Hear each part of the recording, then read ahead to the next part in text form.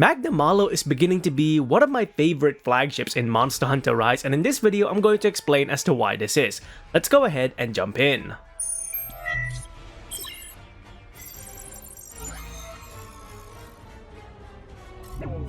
Hey everyone, Pinoy X here once again, back with another Monster Hunter video. So in this one, we're going to talk about the Magnamalo in Monster Hunter Rise, the new flagship of the game, and why it's beginning to be one of my favorite monsters in the entirety of the series thus far. Now, before we go ahead and get started, if you don't already know it, there is a demo available once again for Monster Hunter Rise, and in this one, you can go against Magnamalo. That is where the video is from, where I'm getting wasted by the monster. So if you want to go ahead and fight against Magnamalo, check the demo for Monster Hunter Rise in the Nintendo eShop. Alright, so back to business with the Magnamalo. There's a very good reason why I really like this monster in Rise as of right now, to the point that I would consider it as one of my favorite monsters in the entirety of the series. And the main reason for that is plain and simple. The Magnamalo is what I call a frontier-styled monster. What I mean by this is that the Magnamalo reminds me of Monster Hunter Frontier creatures. That's right, this is going to be a Frontier video. Hopefully I put that on the title, so you expected me to talk about Frontier. Now, when I take a look at the general aesthetics of the monster, instantly the first thing that comes up to my mind is the edginess of the monster, because I know a lot of people spoke about this on my previous video where I said Frontier monsters are not that scary.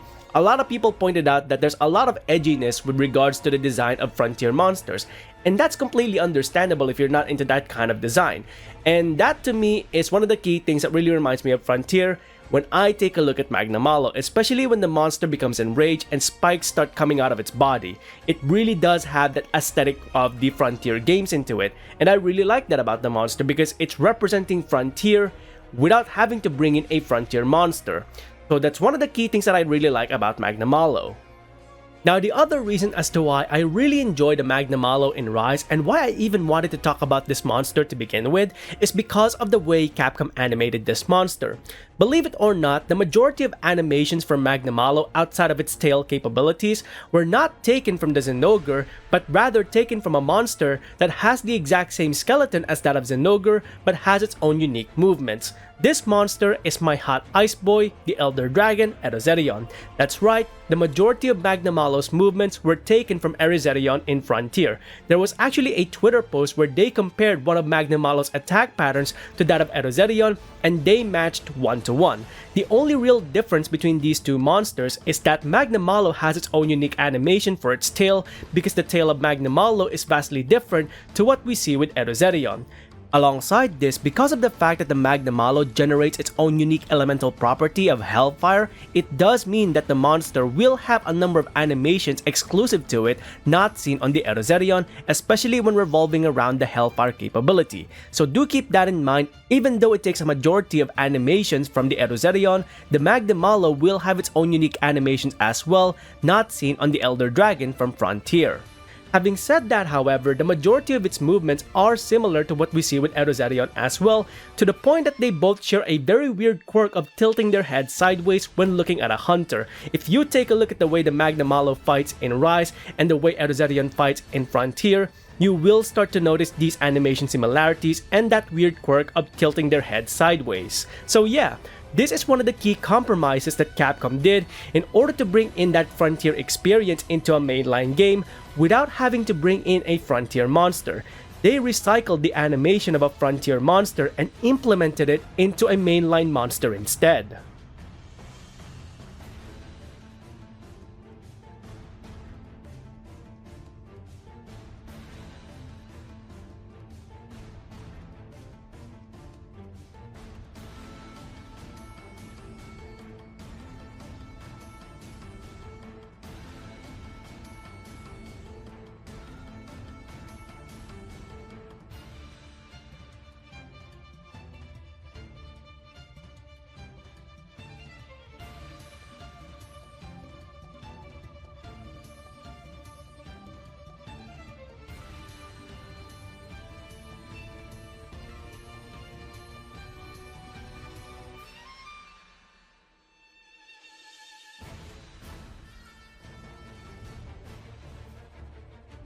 Now, given that they were able to bring in some of the assets from Frontier in order to make a new creature in Monster Hunter Rise, in this case the animation of Eruzerion, in order to create Magnamalo, I really am hoping that at some point in future, Capcom is able to bring in any of the Frontier monsters into mainline titles, whether that be as title DLC update for something like Monster Hunter Rise, or as future monsters available for us to fight from the get-go in a future Monster Hunter installment for the PS5 and the Xbox Series X and S. Whatever the case may be, I am just hoping that Frontier doesn't go to waste and Capcom utilize as many assets as possible in order to create new monsters for mainline titles or bringing in those creatures from Frontier into mainline games. But as of right now, I really am happy with Magnamalo. It's becoming one of my favorite monsters, and all because I get to experience a Frontier-styled monster in a mainline game. And that's pretty much it for this video, talking about the Magnamalo, why it's becoming one of my favorite monsters, and why I consider it as a Frontier-styled monster.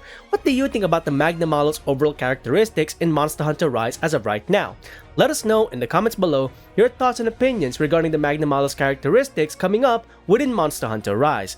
Now, with all of that being said, if you enjoyed these videos, please consider leaving a like on the video itself and subscribing to the channel, as well as hitting that bell icon so you can go ahead and catch up on any future Monster Hunter content that I might be doing or any other games that I might be playing in future.